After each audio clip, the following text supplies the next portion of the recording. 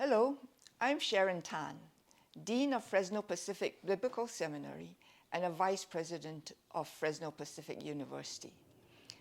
I'm a professor of Christian ethics. My colleague, Dr. Tim Geddet, invited me to introduce the heroes and anti-heroes part of this series, and I'm honored to do so. The title of this module, Heroes and Anti-Heroes, says to me that we are looking at the characters of the people we are studying. What about the character of these people led them to do what they did?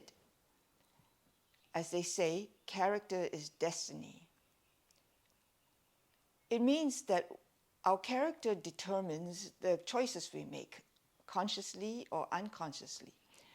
Our character determines the response we have to stress, to danger, to opportunity, to good fortune, bad fortune. Our character traits can lead to our success or failure, our glory or our downfall. Our character is made out of the consistent way we respond to our surroundings and make decisions every day.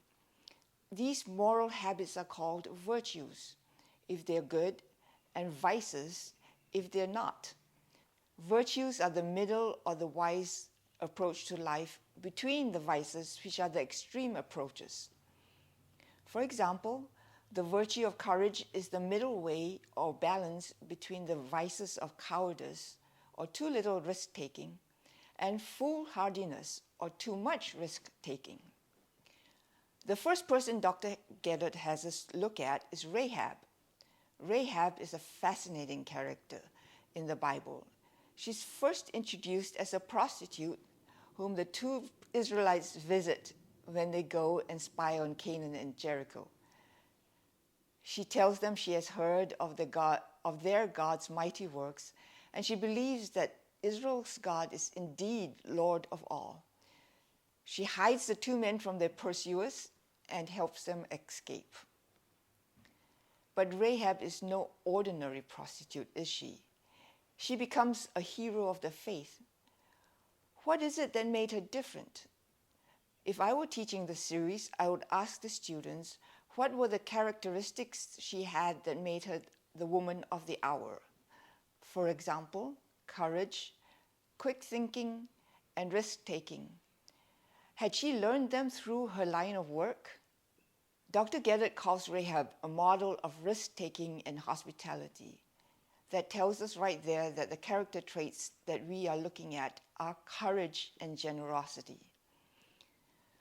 Dr. Geddet describes her as in the hospitality industry. One characteristic of hospitality is making people feel welcome and safe. Perhaps she had many occasions to practice protecting the identity of her guests.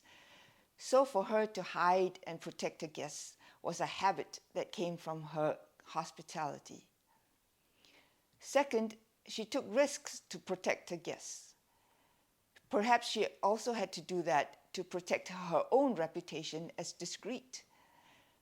But to do so, she risked being caught and punished.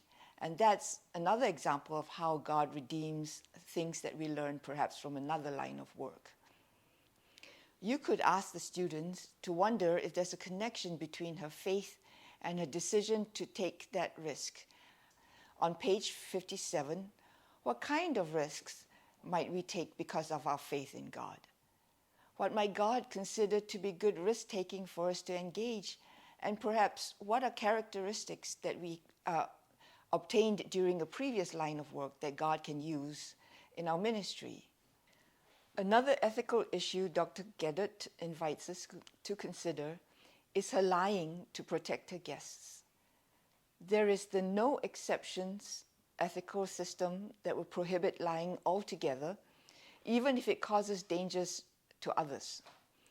Then there's the situational ethics. It looks pretty close to relativism. Dr. Geddet points out that there is no one answer fits all approach. That makes ethics so much more interesting. And if you want to know more, come to seminary.